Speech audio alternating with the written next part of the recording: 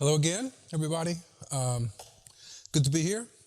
We're starting the second presentation, and I want to thank you again for inviting me to be here, at least even in this way, with you. Today, this first presentation that we did was kind of an overall introduction of the major threads that are involved with this subject of listening to Mother Earth and why that's so important.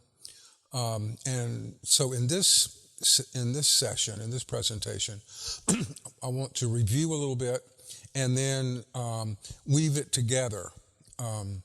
This is a complicated subject in a way. I mean, it's very simple in a lot of ways too, but it's hard to talk about because in a lot of ways it's so new. And this is the case. It's so new in terms of human history, and our, intellectual and philosophical and religious systems are, they help in a lot of ways, but we're having to learn how to weave together the most important parts so that we can put them into practice like now. And this is a challenge, there's no doubt about it. I've been working on this basically my whole life, and it's important, especially now. Important is an understatement, because we're living in a time of, like of climate and ecological emergency.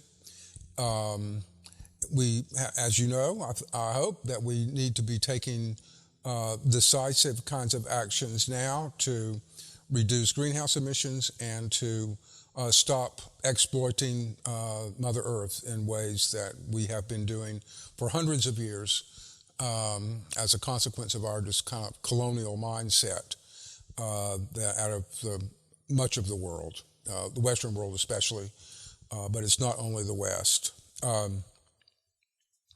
It's important because of our survival, depends on it, human survival, and also the survival of, just millions of species of plants and animals and insects and that are part of Mother Earth. When I think about this, I understand it in terms of how much the Franciscan order and the Franciscan way of life and understanding of life and our place in it, how much of a huge contribution that we have to make toward a solution to this situation that we're in. And I think that we all kind of know that, but I don't think that it's widely known how significant that has already been. I mentioned the philosopher René Dubos. Its last name is D-U-B-O-S, René Dubos. I mentioned him in the last session as just one example, but it's not probably widely known that he was the person that gave to the UN policymakers and strategy people the overall kind of roadmap, in a manner of speaking. This goes back to the 70s and 80s, on how to approach this, how to bring people together, how to bring government leaders together, and so on. And that's where all of the work that we've been doing globally so far has come from. And he loved St. Francis, and he was understanding the world, the vision that he had, he called sacred ecology. But he was really talking about, and the inspiration that he had came from St. Francis. When I first was ordained and started working at the Cathedral of St. John the Divine, this would have been in the early 90s, it was his family in Paris that paid for a lot, that they contributed financially to a lot of the work that I began doing for the communion and the church generally around ecology and the sacred. But I'm not bringing that up for that reason. But all along, all the efforts that we've been able to make on a planetary basis to begin to deal with this emergency situation was actually inspired by Francis in the first place. And that's just, it wasn't discussed that way at the time. I think because the concern was that people would see it as kind of too religious in a possibly divisive way, which, I think we can all understand. Okay, I'm reviewing a little bit before we move ahead with what I want to talk about now. My understanding also is that for us Franciscans, to be able to make a contribution to the kinds of solutions that we need will require us also to kind of deepen and strengthen our own order. This will be the case of any organization, religious or otherwise, because the times that we're beginning to face and will face will be stressful for sure, and there will be times of when our basic assumptions about life, I don't mean ours as Franciscans, I mean just people everywhere, will be challenged, and it will probably be, as it already is, highly political, with a lot of, for example, now, denial, especially among authoritarian governments and so on, and then the rise of a kind of eco-fascism, which has happened before and is happening now, where decisions are made that the issue is not our life together as a whole around the world, but my life and my environment, as it were, versus yours. That's the way the colonial mindsets works anyway, and it's what we can expect to see as we sort all of this out globally and locally in the years ahead. So that's going to require us, though, as in our order, to both deepen our understanding of who we are and what it means, and to strengthen not only our inner resolve and faith, but also our respect for, everyone, of course, but especially the diversity within our communion, because they're the kind of solutions that we're going to need are not going to be like a blueprint that, can just be issued somehow and everyone just follows the blueprint. It will be more like some deep kinds of questions that are universal and deep concerns that are universal, and that in different parts of our order, with all the wonderful diversity we have, there will be a diversity of solutions and a diversity of approaches on how to move forward. And we want to be sure that we figure out ways to come together so that we can learn from each other and help each other learn how to discover the kinds of solutions locally and regionally that will help us actually begin to weave together the web of life again. In a lot of this kind of thinking has been, I mentioned this before, has been recently described as unthinkable. It's not only the extent and depth of the climate emergency that we're facing that and its consequences that are unthinkable for probably the majority of people, not so much indigenous people, but also the kind of solutions that we need are actually closer to home than we will realize. Globally, we all have to reduce greenhouse emissions. We all know that. But it's also the, as it were, unthinkable dimension of this is that it is possible to rethink and reform how it is that we live in community life, for example, or in towns or in villages, in our homes, our local homes. And that kind of thing is actually at the heart of our order. It has been all along. Our charism, the penitence, the conversion of life, is exactly what we're looking for in different versions of it across the world. And it will hopefully take different forms in the different cultures where it happens. But we need to also remember that, like for Francis himself, back in his life, as he was beginning that process, when we look back now and think of it as the conversion of life with him as the prime example, that what he was going to experience and how he would get from point A to point B and so on would have probably been unthinkable for him too, at the beginning.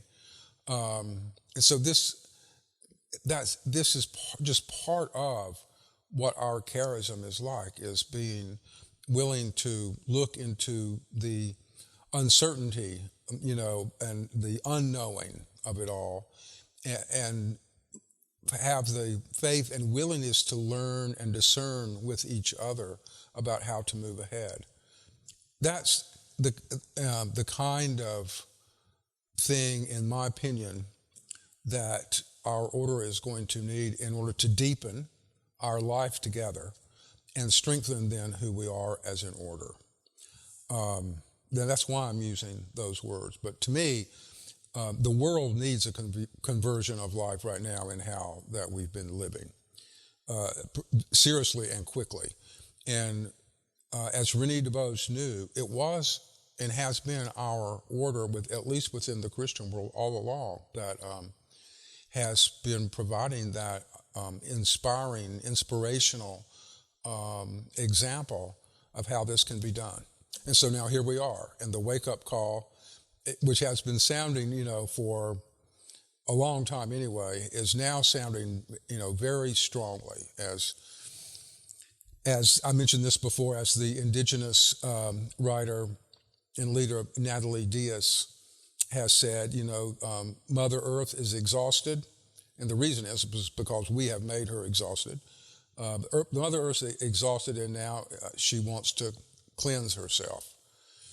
And that's what we're beginning to see, happening now in many different ways around the world. And we need to be agents of that cleansing and healing of Mother Earth and of ourselves. Okay, so today I want to move ahead in thinking this through some by focusing on three kind of core questions then, that all of this brings us to these three core questions. And they're sort of simple, or they may seem that way, but they're actually not, is that they're pointing us in a direction. They're questions that are not they're not intellectual questions, but they're experiential questions. I mentioned a conversation we had yesterday in our province here in the Americas about hope, for example. That would be an example of that kind of question, where we just start talking about, well, what does hope mean? And then we realize we're not talking about the dictionary definition, but what is it? How has hope been lived out in our lives, in practice, for example? What has that been like? And there's a penitential aspect to pursuing the question. And so that kind of principle is the same in these three questions that I'm going to suggest now. I'll just list them first, and then I'll go into them a little bit some later. Excuse me. The first one is, do we know where we live? Simple question in a way. We make a mess out of it in our answer. From the standpoint of Mother Earth, we make a mess out of it. I'll come back to that. The second one is, what do we see? And here I'm thinking about the prophet Amos from the 6th century BC, who was asked, he was describing, in his written text, describing a vision of God that he had. And God asked him the question, what do you see? And that is the heart of the kind of question that I'm proposing that we use as a form of discernment for us too. And then the third is, that follows from the first two, is, who is my neighbor? And as we know, even especially in the Christian, in the gospel readings, we find, for example, in Luke, some of the disciples, Jesus would say, two great commandments, love God, love your neighbor. And then some of the disciples will say, well, who is my neighbor? That's the question. And that's also the kind of question that we're facing today that as the answer relates to how we actually live and the consequences of our ways of life, mainly and also how can we then expand our vision so that it's possible for Mother Earth and us to live together and survive for the benefit of the whole. I'm thinking of the words, the word life together. When I think of those words, I am kind of taking them from, at least for me, from Dietrich Bonhoeffer, the Lutheran German theologian and who was writing and who was killed, as resisting the Nazis. And it's the same kind of principle that he's getting at, our life together. Now we're talking about on a planetary basis. So that is sort of a summary and brings us to our reflection for today. And so let's begin with the question, do we know where we live? Now, I'm bringing that up, and I've over the years, especially when I was working for even the global the Anglican Communion, and would lead discussion sessions in different parts of the communion, I would often ask that question, do we know where we live? And sometimes and encourage the discussion along the lines that I'm talking about now. Keeping in mind that what we're really, like we're talking about here, listening to Mother Earth, is the baseline. That's the solid spiritual ground that we're trying to learn to stand on, is the issue. Do we know where we live? Often, for example, in the United States, so if I were to, go into a congregational setting or anywhere, really, and ask the question, do we know where we live, or do you know where you live? However you want to put it. The kind of the almost immediate instinctive answer that would come would be something like my mailing address, or it might be an answer that I would give to a policeman, if I'm stopped on the side of the road, with a traffic ticket or something, where do you live? And I would say 32 Beehive Road, or I would hand him my driver's license, and that license would spell out my address, and it would be my address that would be my instinctive answer to that question. And that may seem like a small, little funny kind of thing, but it's very revealing from the standpoint of how our culture, increasingly our culture, encourages us to think in ways in which, in a manner of speaking, the powers that be, the principalities and powers, government, whoever, they are telling us how to answer that question. And that's how our minds will think first. So when political elections, come along, there's something about that frame of mind that will be shaping how we think.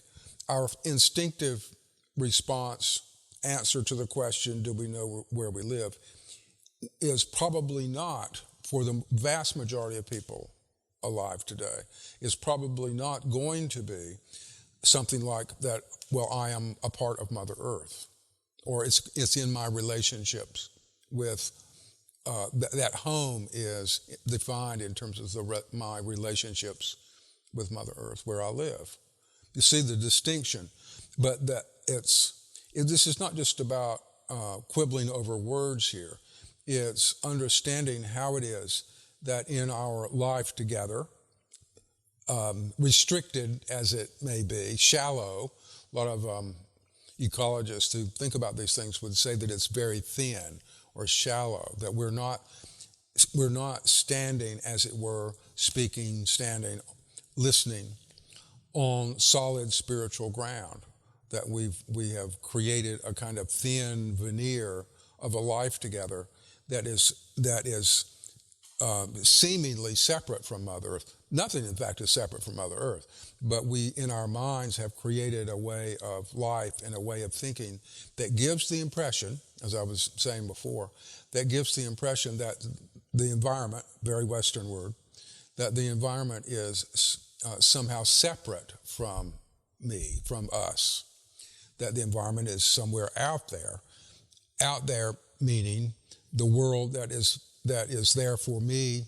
our culture, world, whatever, to exploit. I'm not part of it. It's separate. It's like, you know what I'm talking about, I think.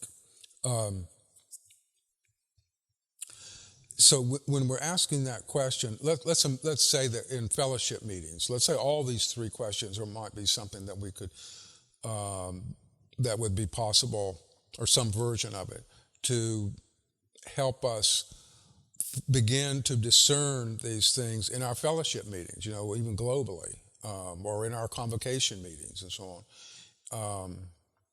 But it would be that kind of question that will open up the possibility of discernment, and especially within our order, because this kind of thing is so important to the life of Franciscans, to help us discern the extent to which we need to deepen our understanding of things.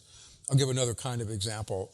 Again, this is just in our province, but Peter and Ken will know more about how this unfolded than me. But we've started, and this is very good, I think, but in reflecting on different things like this, probably over the last 10 or 15 years, really, we've begun to understand that formation within our order, the formation process, is a lifelong thing. It's not something that, formation is not something that just happens until we become professed and then the formation is over. That in fact, the one of the ways that we can and must strengthen and deepen our order is by understanding that formation is a lifelong pursuit.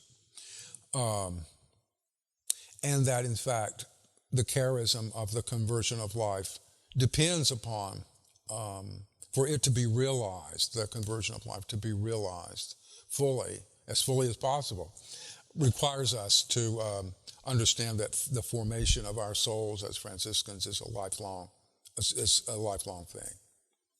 Okay, back to do we know where we live? And our, as it were, confusion about that, even though thinking we're very clear about it, you know, that reminds us of something I mentioned yesterday about Thomas Merton, you know, writing back in the 70s in his book, Conjectures of a Guilty Bystander. And I quoted from it yesterday, but I won't today, but he talks about the utter necessity of us being able to clean out what he calls the mental rubbish in our minds. It's a penitential kind of thing to say. And it might be the kind of thing that people don't want to hear too much, but that's the kind of understanding that our order is based on. I mean, that's just, it's just the way it is.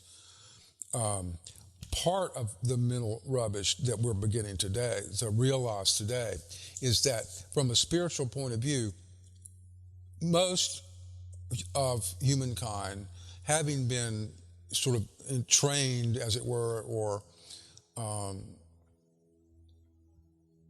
having, you know, taken in the colonizing worldview, which would suggest that we are somehow separate from Mother Earth, that we are not going to know where we live. I mean, we're going to think we do, and we might know legally and all that kind of stuff. Intellectually, we'll say, yes, I know where we live. But experientially, the evidence is showing, because Mother Earth is exhausted, and you know, is that we don't know where we live. And that we have, and part of the reason of that is that we have in practice, maybe not intellectually, but in practice, have rejected in our tradition, you know, the first, as it were, commandment, which was to be stewards of God's creation. Okay, so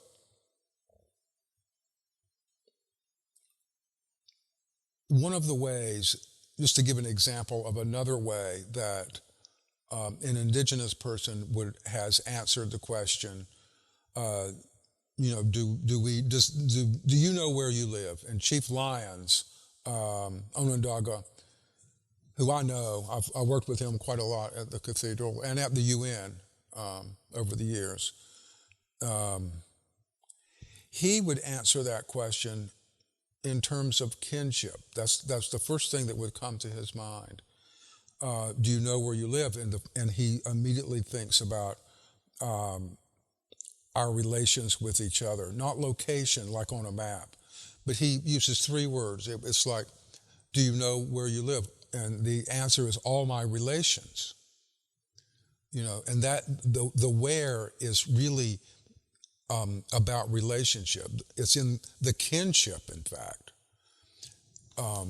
If I'm thinking, for example, of my family, for example, let's say, I think about my grandparents and my mother and father, or I think about us around the dinner table, all my relations. Okay, that's where I live. That's where my existence comes from.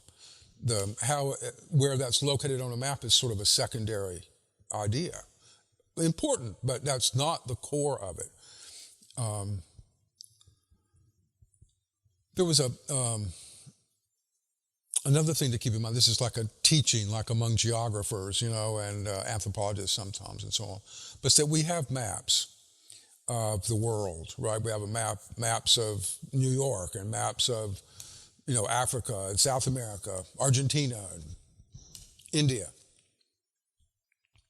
all kinds of maps.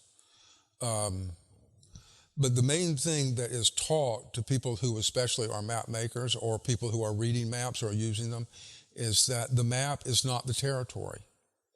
The map is not the territory. So when we're talking about do you know where you live, what we're really asking is not what the map says, but what's the reality of it, in fact, the real territory. Another way to put this is that the way Desmond Tutu also has spoken about this. He was talking about Ubuntu, and that is an African word, indigenous African word, that is equally just like Chief Lyons was saying, that it's about our common humanity as a social organism that is part of, that where we are is part of the larger whole. And this is a traditional African understanding of life too.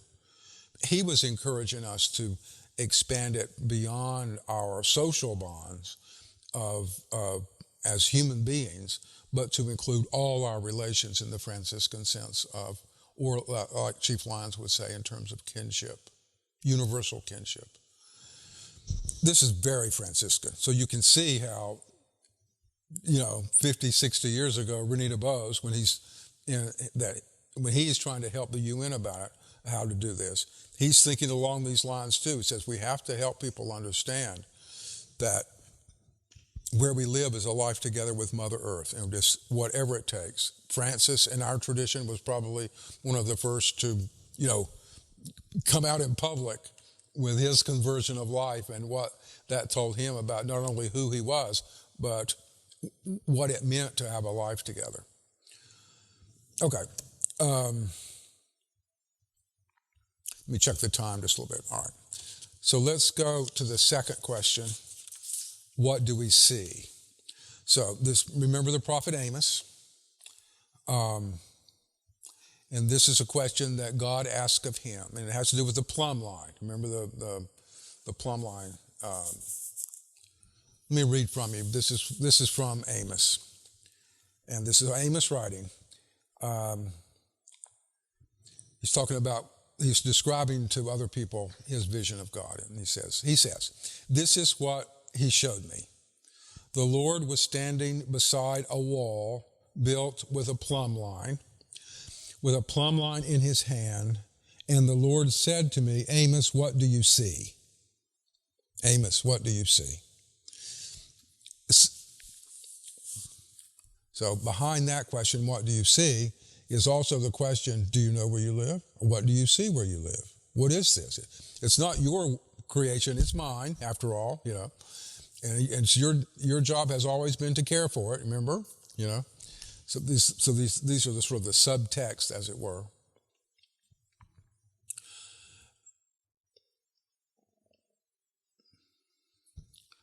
Amos was asking people back then to understand that the world was becoming very unjust around the divisions between the rich and the poor.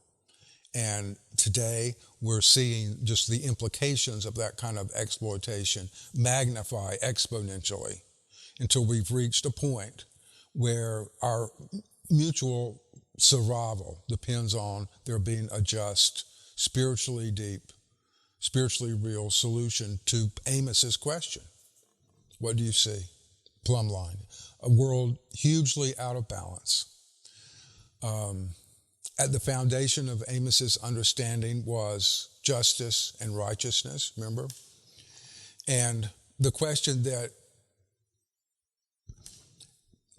the way, if he were to ask that question, which he in a way maybe did, to Natalie Diaz, remember Natalie Diaz, the indigenous writer that I've just mentioned, if he were to ask her, what do you see, the plumb line holding up the world, then her answer was, Mother Earth is exhausted. She's trying to cleanse herself. She's looking into the injustice. She knows where she lives. So,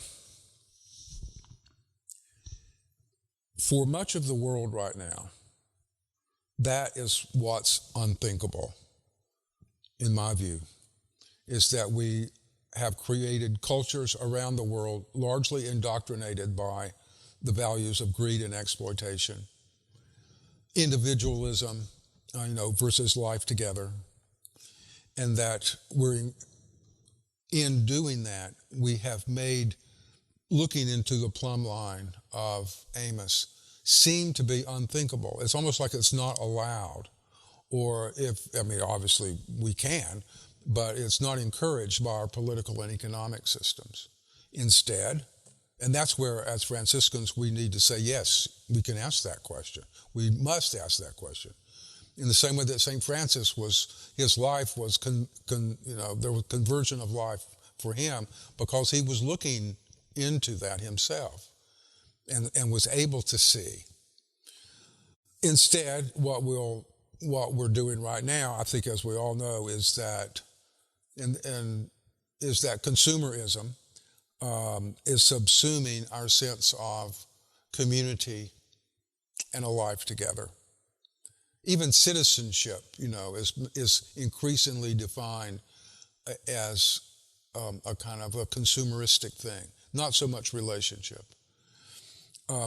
Another example, the hidden hand of Wall Street. Remember hearing that? It's beginning, 30 years ago maybe, but the hidden hand of Wall Street is our moral compass.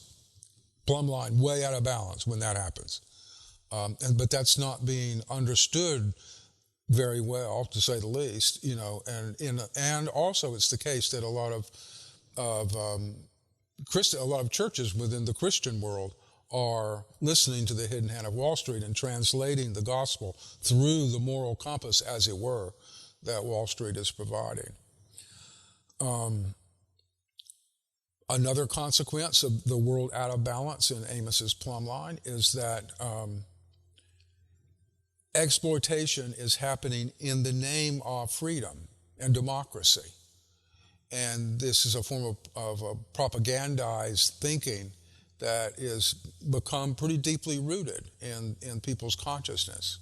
And that is also another reason that the consequences of the emergency that we face, the reality of it, seem to be unthinkable. It is thinkable. That's why Amos was asking the question. That was God's asking him, said, please learn to think this way, And another kind of consequence about this is that in many countries, and this is increasingly is becoming true in the United States, it's becoming illegal to protest, even non-violently protest things like water rights or the building of oil pipelines and things like that. In other words, it's not just that some forms of protest are illegal, it's that any form of protest about some things is being illegal. And this is further efforts on the part of the principalities and powers that will make it that are meant to make it difficult for us to give spiritually deep, honest answers to Amos's question. Do you know where we live? What do you see? Can we see? And I think part of our job now is to help people to learn to answer those two questions. Not to tell them what to think, but to pose the question. The way that we might answer those questions in, let's say, within the diversity of our order across the world, there could be a lot of different kinds of answers given. There's not just one answer. The diversity is good. We want the diversity. That's part of our strength. But it's also the case that true, genuinely honest answers to questions like that require us to become deeper, possibly deeper friends with each other in this way that Jesus always asks us to be. You know, he says, I call you friends. I want you to call yourself friends and be friends with each other.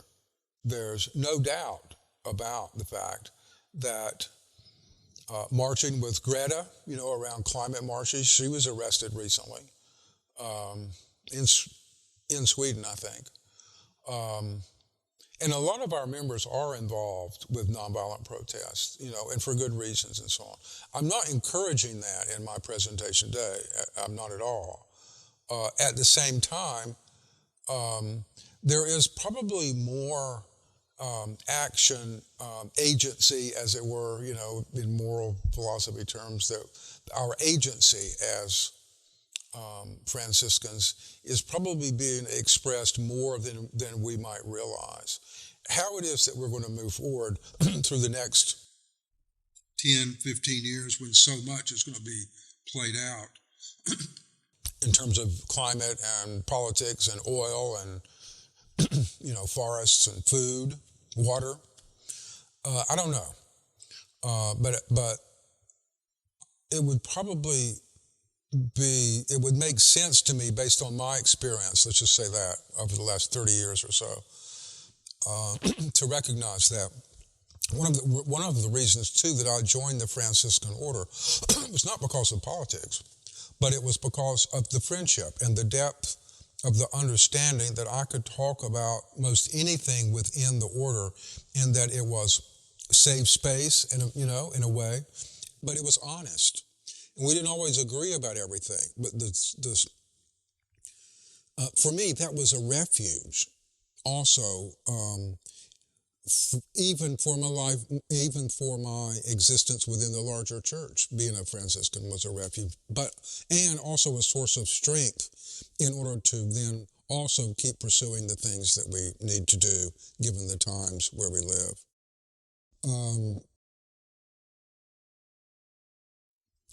So let me check the time. Okay. So I know that we've got an hour and a half kind of time frame here, but excuse me, I can't do that.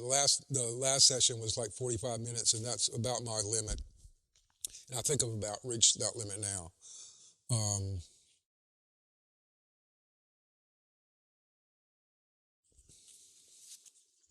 The last question is, who are our neighbors? And I want to put that in the context of action and agency. I mentioned the word agency a minute ago. There was a writer on the island of Iona recently. I want to read to you just a couple sentences. She said, I lived on Iona in the 1980s for a year and a half. It was great. It was very good to have done that for me, for all kinds of reasons. And I keep up with things that members of the Iona community say and write now and again. And she wrote these few words recently. I think it was just like last year. Her name is Catherine Preston. She writes, the most miraculous part of Earth's agency, and she's saying that Earth acts too, you know, the Earth has action, that we're part of that sacred ecology, is to be in relationship with Mother Earth. And the Earth has agency, not just us. The Earth is not just, you know, stuff that sits there and waits for us to do something with it. The Earth has agency.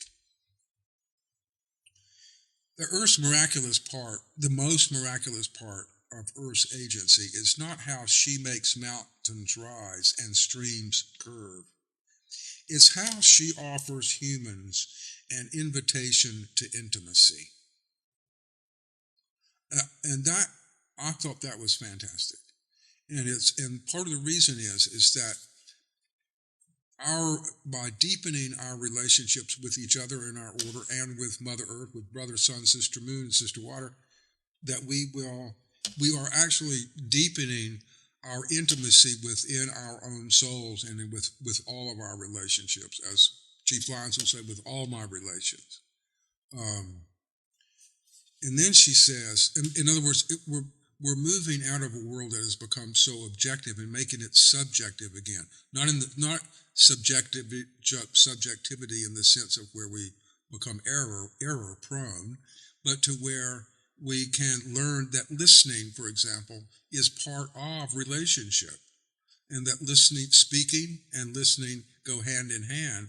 But if we're not listening to each other or Mother Earth, then we are making the world and each other into just objects, not subjects, but objects. I think we all know this, but I think that we need to hear that more, that kind of thing, however it's put. Okay, and then the second thing she says is that in relation to it is reciprocity, the relationship is a far more powerful expression of kinship than rights. I mean, rights are hugely important. Human rights, the rights of nature, no doubt about it. But that it is in our relationships, the give and take, the relationship, that we can have all the rights in the world, but without relationships, our rights will have no meaning at all. We've just turned each other into objects of thought rather than real living people. And then, as Ms. Preston puts it, love is more powerful than laws. Gandhi would agree. Francis would agree. That's what they were doing. Love is more powerful than laws. So I think I'll stop there. I've been just really sharing with you as much as the best I know how. Especially when I'm not in your immediate presence. That's not an easy thing for me. But I'm just imagining that I'm seeing you and that we're talking and that we're friends and being honest with each other. I now have been sharing with you what I really think from the depth of me. So I think I'll stop. Thank you. Thanks very much.